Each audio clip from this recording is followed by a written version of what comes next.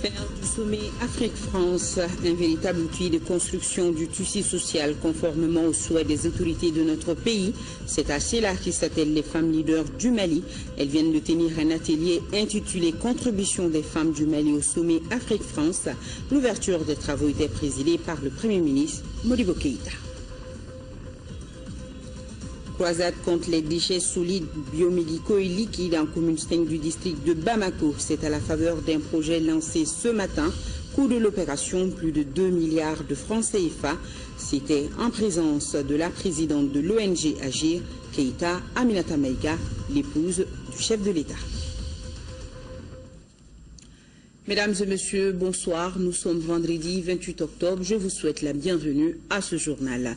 C'est l'école de maintien de la paix qui abrite depuis ce matin l'atelier intitulé « Contribution des femmes du Mali au sommet Afrique-France ». Le Premier ministre a présidé la cérémonie d'ouverture des travaux. Modibo Keïta a mis un accent particulier sur le rôle de la femme dans l'émergence économique de l'Afrique. Aoulusseine Touré nous fait le point. Le présent atelier vise à élaborer les termes de la participation des femmes du Mali au Forum Genre et Développement des femmes africaines au sommet Afrique-France que notre pays doit abriter en janvier prochain.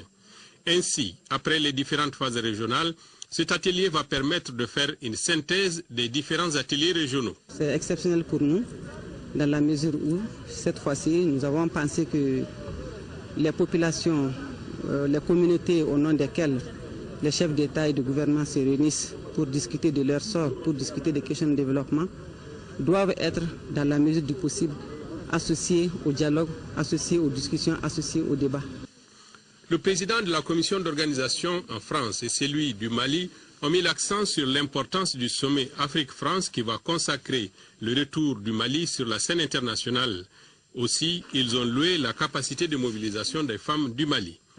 Ce message d'unité, ce message de solidarité, cette volonté de redressement, cette aspiration à repartir après les épreuves subies sont autant de messages que salueront le continent africain et la France. Permettez-moi d'exprimer ma fierté et ma reconnaissance aux femmes du Mali pour leur extraordinaire mobilisation. En un mois, elles ont transformé le Mali en un vaste atelier de tissage et de métissage dont elles seules ont la navette. Pour sa part, le Premier ministre Modibo Keïta a rappelé le rôle des femmes maliennes dans l'émergence de notre pays. Aussi, les différentes réformes en faveur de la promotion de la femme malienne ont été rappelées. Chacun sait que le secteur de l'agriculture est considéré comme prioritaire dans notre pays. Chacun sait que le gouvernement lui-même, sous l'impulsion du président de la République, consacre 15% des recettes budgétaires au secteur de l'agriculture. Chacun sait que le gouvernement a réalisé des réformes politiques et institutionnelles, des réformes économiques, de nature à accroître la participation des femmes à la création de la richesse nationale. Pourquoi ne pas mentionner ici, chemin faisant, la loi d'orientation agricole, qui met l'accent sur la nécessité de favoriser l'accès des femmes, non seulement à la terre, mais aussi aux facteurs de production, par des mécanismes d'appui techniques ou financiers particuliers. Il faut rappeler que le Forum des femmes africaines sur genre et développement, axé sur l'entrepreneuriat féminin dans le domaine de l'agriculture et l'agrobusiness, en prélude au sommet Afrique-France, se tiendra les 13, 14 et 15 décembre 2016 au Mali. Le président de l'Assemblée nationale porte à la connaissance des honorables députés que dans le cadre de la session ordinaire en cours, une séance plénière se tiendra le lundi 31 octobre 2016. L'ordre du jour portera sur le renouvellement du bureau des commissions générales. La séance débutera à 10 h dans la salle Awa Keïta. Le président de l'Assemblée nationale s'est compté sur la présence effective des honorables députés et la séance est publique.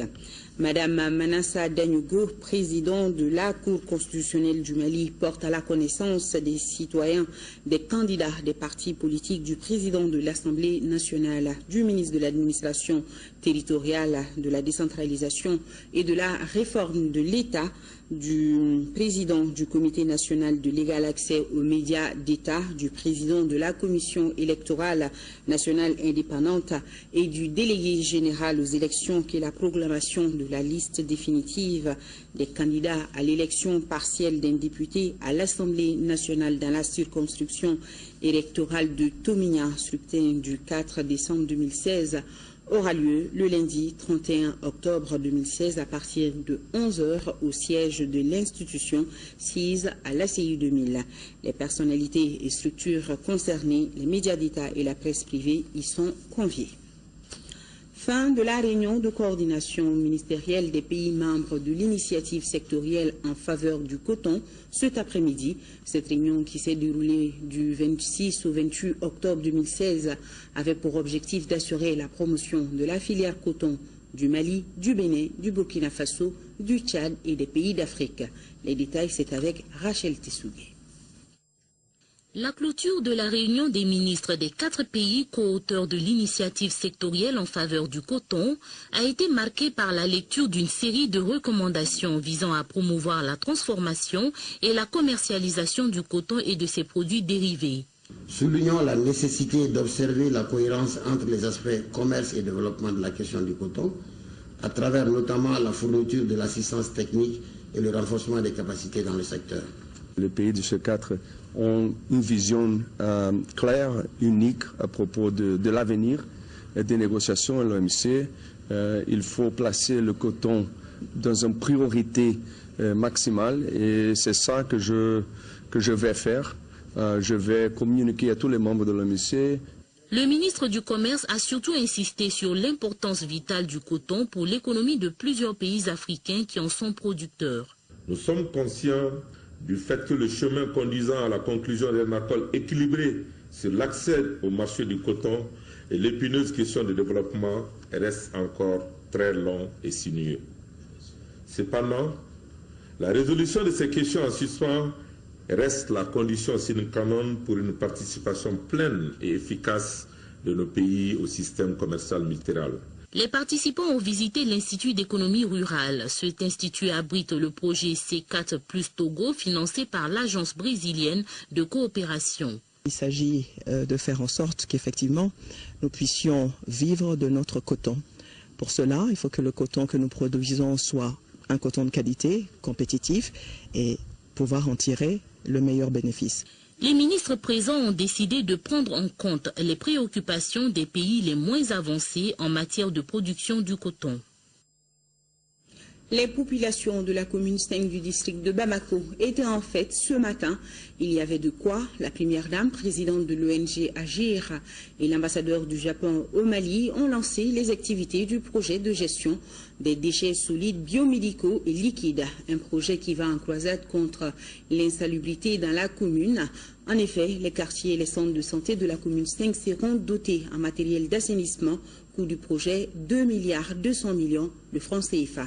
Boubacar Sissoko pour le compte rendu. À l'image de cette mascotte, le lancement du projet de gestion des déchets solides, biomédicaux et liquides devra mettre fin à l'insalubrité en commune 5 du district de Bamako. 3 volets sont concernés en hygiène et assainissement. Il s'agit de doter les quartiers de poubelles, de caissons et de camions vidangeurs. Cet important appui du gouvernement du Japon illustre à suffisance l'effet de levier de la coopération multiniveau. Ce projet est le couronnement des efforts et du dynamisme d'hommes et de femmes engagés pour assainir notre milieu de vie. Ma présence à cette cérémonie témoigne de l'engagement de l'ONG Agir à vos côtés et à vous accompagner dans le processus de développement économique et social de votre commune. Je nous félicite pour tous les efforts consentis dans ce long cheminement. Je voudrais remercier très sincèrement le gouvernement du Japon. Le projet consiste également à installer des incinérateurs au sein des CESCOM et centres de santé de référence de la commune 5. Il est financé par le gouvernement du Japon à 2,2 milliards de francs CFA. Le don traduit l'expression de la solidarité du Japon en faveur du Mali. Davantage de niveau de vie et l'hygiène communale à travers le ramassage et le traitement pertinent des ordures. Et deuxièmement, la diminution sensible des maladies infectieuses. Le projet a entre autres qualités celle de donner davantage de visibilité aux autorités communales dans la prise en charge de leurs responsabilités qui, dans une démarche pédagogique en direction des citoyens, ont permis l'appropriation et l'exercice de ce nouveau pouvoir local. Et le ministre en charge de la décentralisation de rappeler qu'il faut étendre un tel projet aux autres collectivités urbaines du Mali pour contribuer à l'amélioration du cadre de vie de nos populations. Direction Paris, en marge de la conférence sur le maintien de la paix des Nations Unies en environnement francophone, le ministre des Affaires étrangères, de l'intégration africaine et de la coopération internationale, Abdoulaye Diop, a rencontré ses pairs du Canada, de l'Allemagne, des États-Unis et de la France. Objectif, obtenir un engagement de ses partenaires stratégiques dans le cadre du renforcement des capacités des FAMA, entre autres. Maramfi Konaté nous fait le point. Le ministre Abdoulaye Diop a multiplié les rencontres bilatérales. La délégation allemande, la délégation canadienne, le ministre des Affaires étrangères français et la sous-secrétaire d'État américaine. Au menu des échanges, l'évolution rapide du mandat de la MINUSMA, mais aussi et surtout le renforcement des capacités de l'armée malienne. L'ambiance de certaines rencontres laisse entrevoir l'issue. Nous travaillons sur le terrain avec le Mali. Nous travaillons aussi à soutenir la mission des Nations Unies sur le terrain. Il y a seulement quelques jours, nous venons de mettre à la disposition du contingent guinéen des véhicules blindés pour leur permettre vraiment de remplir leur mission. Et nous espérons que tout ça va vraiment aider à stabiliser la situation.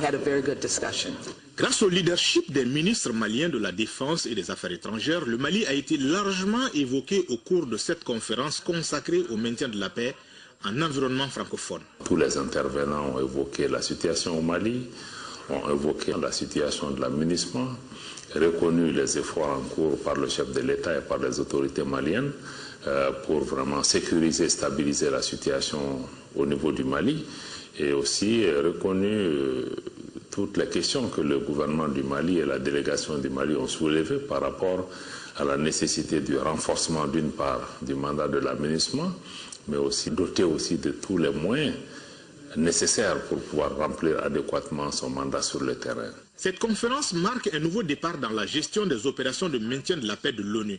L'ensemble des acteurs en face ont convenu de la nécessité d'adapter les opérations et les acteurs aux réalités de l'espace francophone.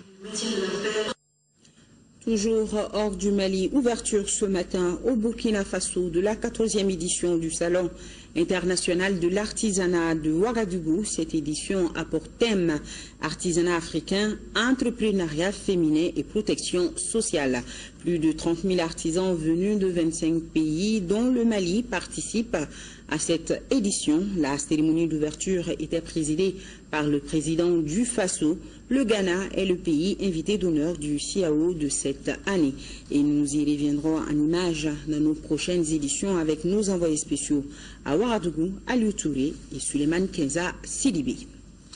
L'UNICEF, à travers le projet d'accroissement de la demande et de l'utilisation des services de la santé et de la reproduction, ambitionne de multiplier le nombre de femmes ayant recours aux méthodes contraceptives modernes et traditionnelles.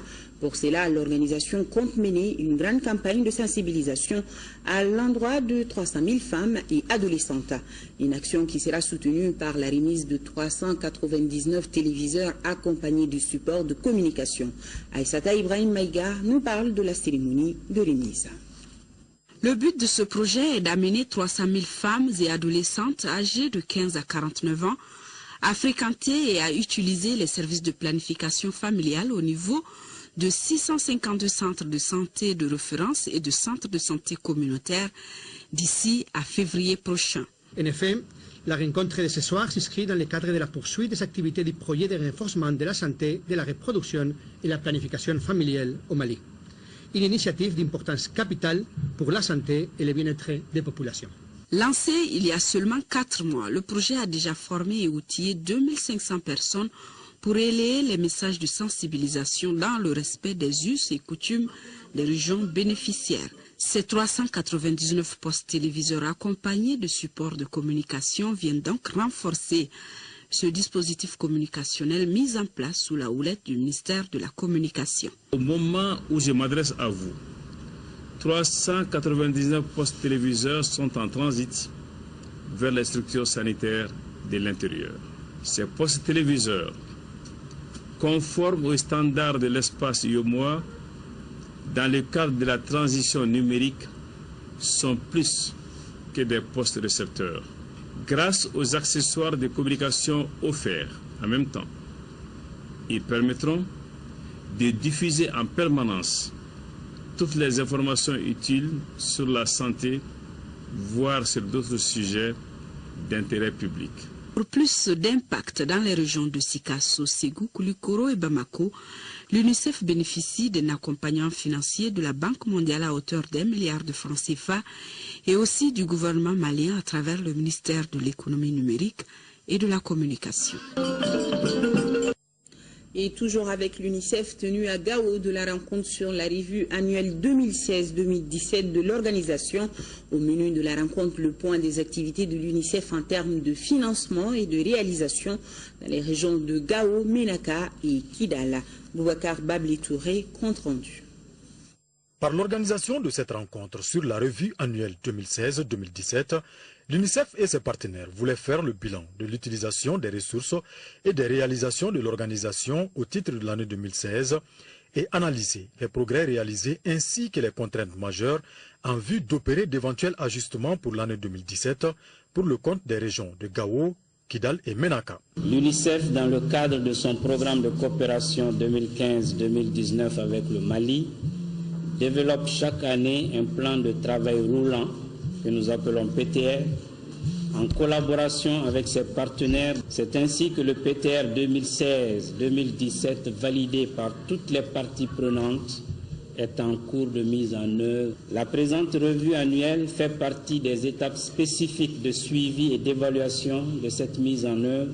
Durant 2 jours, la centaine de participants a planché sur des questions en lien avec les domaines d'intervention de l'UNICEF, à savoir l'éducation, l'hygiène, eau et assainissement, la santé et nutrition, entre autres. Je vous invite à un examen minutieux des différents volets du programme, afin de sortir des documents qui, d'une part, prennent en compte les réalités socio-économiques de nos régions,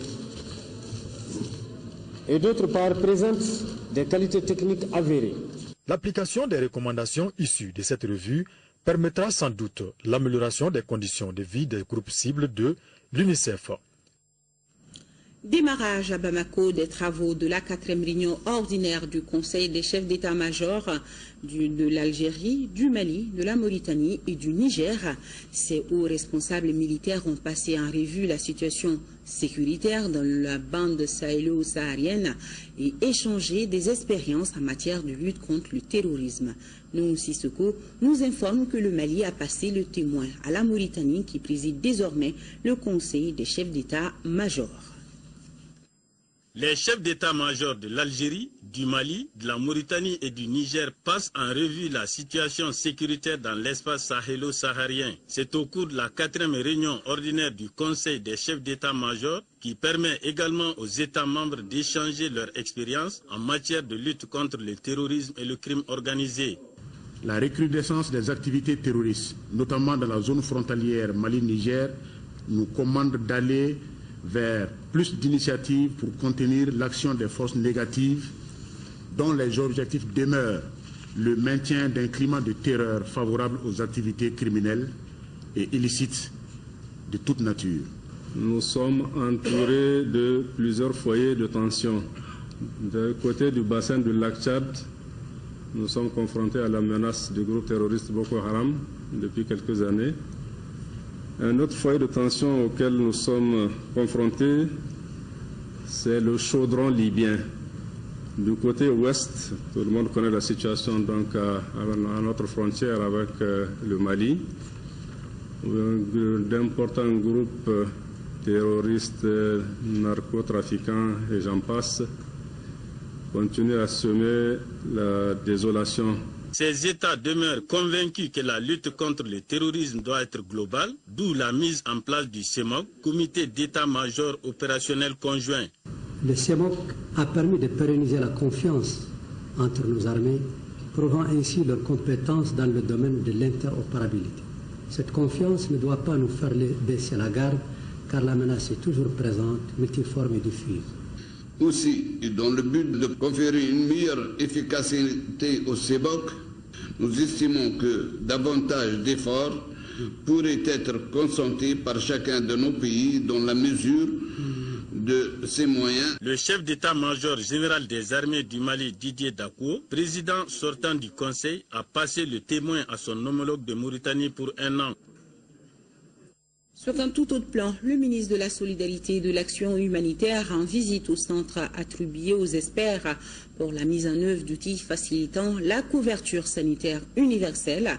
Ces experts, plus de 40 agents sanitaires, vont travailler sur 5 thématiques rendant l'assurance maladie universelle sur l'ensemble du territoire national. Fatoumata Kone était sur place. Les experts de la couverture sanitaire s'installent désormais dans les locaux de la Maison des Aînés. Le cadre réparti entre 5 sous-groupes visités par le ministre de la Solidarité et de l'Action humanitaire permettra aux experts de travailler dans des conditions satisfaisantes. C'est vrai qu'il y a des acquis, mais la mise en cohérence va demander du travail et aussi les garde-fous à mettre en place. Il faut des soins de qualité, donc le système devra payer. Mais il faudrait des soins de qualité financièrement soutenables. Ça veut dire donc qu'on doit mettre l'accent beaucoup plus sur l'efficacité que sur le confort. Durant 2 années, partenaires techniques et financiers vont proposer des outils en vue d'étendre la couverture maladie à toutes les catégories de la population. L'assurance maladie universelle, elle est possible.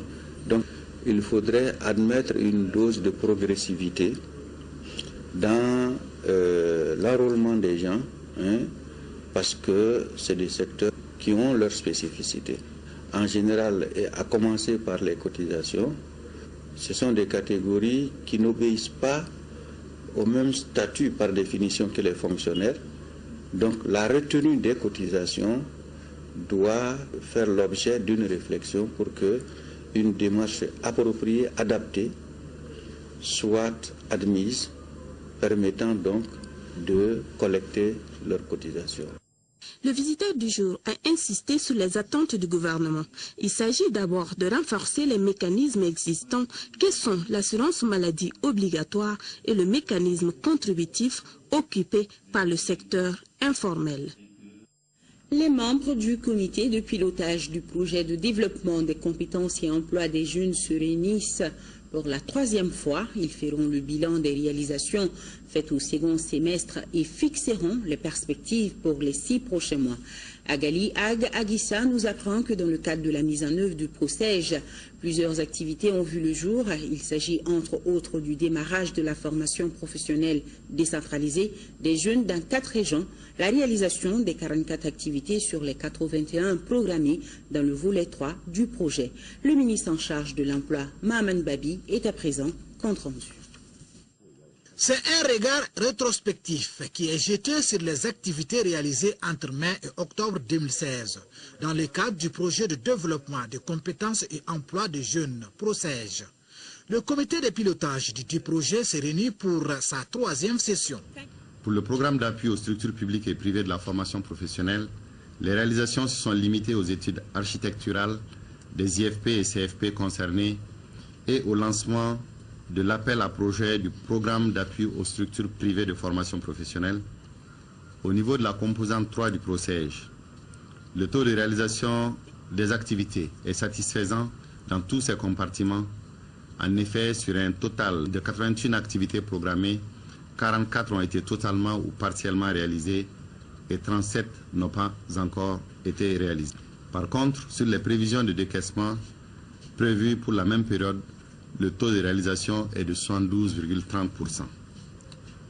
Outre ces réalisations jugées satisfaisantes par le ministre, les administrateurs planifient les actions à mener les mois à venir. Pour le second semestre, il y a beaucoup d'engagement. Nous avons une planification qui accorde un plus grand taux de décaissement pour le second semestre. Nous avons mis en place un système de suivi piloté par le ministre en personne, pour que chacun des engagements pris par chacune des structures qui interviennent dans le programme puisse être réalisé et respecté avant la fin de l'année 2016. Le procès s'inscrit dans le cadre de l'insertion socio-professionnelle des jeunes au Mali.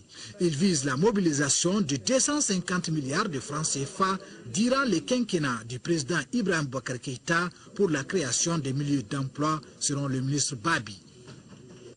Les responsables du programme Nord-Mali en conclave, ceci dans le but de la validation des réalisations déjà effectuées dans les zones d'intervention. Une rencontre présidée par le ministre de l'Agriculture, Kassoum Denon, qui n'a pas manqué de féliciter les acteurs du programme tout en remerciant les partenaires techniques et financiers pour leur accompagnement. Mamoudou Danté nous en dit plus. Après avoir réalisé 22 500 hectares de périmètres irrigués avec 60 000 hectares de mares cultivables dans la région de Tombouctou et à Youarou dans la région de Mopti pour le bien-être des populations, les responsables du programme Nord-Mali IPRODI sont réunis à Bamako pour valider les projets accomplis et revoir les perspectives pour les échéances prochaines.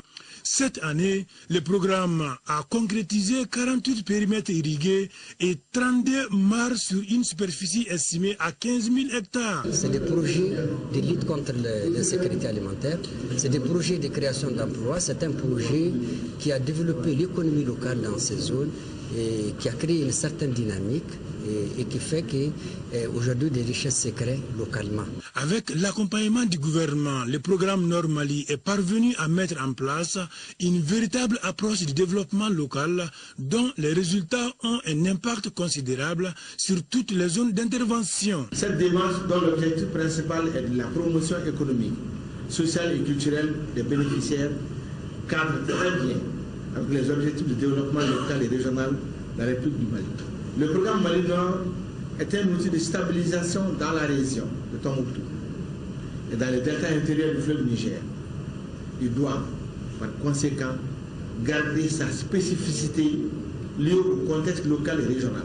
Les partenaires financiers allemands et canadiens assurent le gouvernement pour la suite de leur accompagnement du programme Nord-Mali après 20 ans d'existence.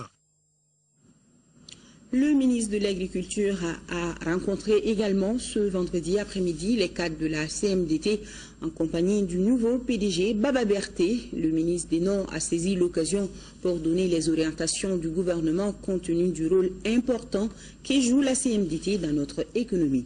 Dougou Fana Traoré, reportage. Cette rencontre du ministre de l'Agriculture a regroupé tous les hauts cadres de la CMDT, directeurs centraux, chefs de filiales, chefs de département, syndicats et APCAM. Objectif, briser la glace de méfiance et d'inquiétude qui s'était glissée entre les uns et les autres suite à la nomination du nouveau PDG. Nous avons initié cette rencontre avec le nouveau PDG pour porter le message du président de la République et du chef du gouvernement pour dire que le secteur les tient à cœur, que le secteur, ils ont l'œil sur le secteur et demander de rassurer les cadres de la CMDT, de se mobiliser autour du nouveau PDG pour que les objectifs que nous sommes fixés, tant sur le plan de la production aussi bien que sur le plan de l'égrenage, qu'on puisse les atteindre facilement. Grand commis de l'État avec à la clé des hautes fonctions managériales comme ministre de l'Agriculture ou secrétaire général de la présidence, Baba Berté entend être ce grand manager où tout le monde compte dans la gestion de l'entreprise. Je voudrais que chacun se considère comme un soldat qui s'apprête à livrer une bataille. Et une bataille qui est quand même une question de vie ou de mort. Et je voudrais qu'ensemble nous menions cette bataille, que nous nous donnions la main, parce qu'on ne pourra jamais gagner dans la division, on ne pourra jamais gagner dans l'isolement. Des assurances sont en tout cas là. Les syndicats, CMDT et Sénapro n'entendent ménager aucun effort pour accompagner le nouveau PDG. Nous, paysans, on sera là pour l'accompagnement de lui à tout moment où il a besoin. Parce que le moment des produits, il faut qu'on soit ensemble. Le moment de la commercialisation, il faut qu'on soit ensemble. Et producteur et la CMDT, c'est la famille. Le ministre Kassim Denon, très satisfait de la rencontre, a donné quitus au nouveau PDG pour le bonheur des Maliens. Dans le cadre des accords bilatéraux entre le Mali et les États-Unis, le programme de gouvernance locale a été créé. Il s'agit là de donner l'opportunité aux partenaires techniques et financiers, à la société civile et aux parlementaires de se rencontrer. Et justement, ils échangent sur la loi des finances 2017, nous indique Agibou Koulibaly. Cette journée sur la loi des finances 2017 est un cadre idéal d'échange et de partage entre les différents acteurs impliqués dans l'élaboration, l'adoption, la mise en œuvre et le suivi et évaluation du budget national. Comme vous le savez, il y a la session budgétaire qui a débuté à l'Assemblée nationale. Ce programme-là appuie le gouvernement faire de sorte que les populations puissent avoir accès aux informations sur les finances. Occasion pour les participants de passer en revue la loi des finances, l'adoption du budget national et le rôle que jouent les organisations de la société civile. Les attentes de l'État par rapport à la société civile sont liées à son rôle de contribuer effectivement au développement politique, économique, social et culturel de notre pays. C'est fort de cela que nous avons aussitôt accepté et encourager cette main tendue du programme de gouvernance locale pour établir un partenariat durable sur la question des finances publiques entre l'Assemblée nationale, les services techniques et les organisations de la société civile. Cette décentralisation financière permettra aux collectivités de fournir des prestations de qualité au niveau des services sociaux de base, notamment l'éducation, la santé, avec un accent particulier sur la prise en compte du genre. A rappelé que le programme gouvernance locale couvre toutes les régions du Mali et le district de Bamako. La direction de l'ERTM renforce les capacités de ses cadres dirigeants. C'est à la faveur d'un atelier ouvert ce matin à Sibi. L'atelier porte sur les méthodologies de gestion des ressources humaines et du management opérationnel axé sur les résultats. La formation s'étendra au cadre intermédiaire sur le même sujet et c'est Élysée Conseil SAR qui est chargé de dites formations. Envoyés spéciaux à Sibi, Daouda Sidiki Diarra et Barakou Maïga. Une entreprise qui veut se développer a besoin d'un minimum d'organisation et l'ORTM ne veut pas déroger à cette règle. Pendant 3 jours, les cadres dirigeants de l'office seront outillés en management opérationnel axé sur les résultats. Au niveau de l'ORTM, nous sommes certainement à des postes de responsabilité différentes. Nous avons certainement des niveaux différents d'appréciation. Mais ce sur lequel nous devons nous mettre d'accord, c'est un projet commun. Un projet commun qui s'intitule « Pour le Mali, une radio-télévision publique crédible et performante ». Voilà l'objectif que nous visons.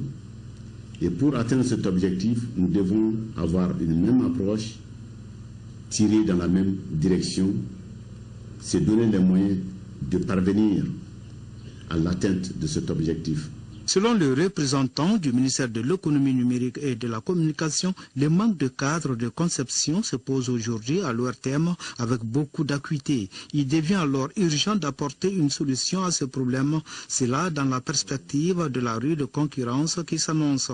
La présente formation vient donc à point nommé pour pallier une insuffisance à travers des modules adaptés fonctionnant sur le principe de la méthode de la formation-action. En effet, la planification, qui est l'un des éléments essentiels du management, permet en premier lieu de mettre les efforts en commun en indiquant à l'ensemble des membres d'une organisation la direction à suivre. Le département restera aux côtés de l'ORTM pour lui permettre d'atteindre ses objectifs. Cette formation ne s'adresse pas seulement au personnel d'encadrement à la pointe de la pyramide. Les cadres intermédiaires de l'ORTM seront aussi formés par Élysée Conseil Sarla dans la même lancée. L'imam de la grande mosquée de Koulikoro n'est plus. Elhadj Bassidiki Kane, décédé hier jeudi, a été accompagné à sa dernière demeure par les parents, amis et connaissances. Le Premier ministre, le président de l'Assemblée nationale et plusieurs autres personnalités ont fait le déplacement de Koulikoro et nous aurons le reportage de nos envoyés spéciaux Sirabachili et Tchédje Kamara dans nos éditions de demain. Que son âme repose en paix. Amen. Point final à ce journal. Demain, 13h, Amara Mali Diallo. Je serai là, j'espère, pour la grande édition du soir. D'ici là, je vous souhaite un bon début de week-end en compagnie de nos programmes.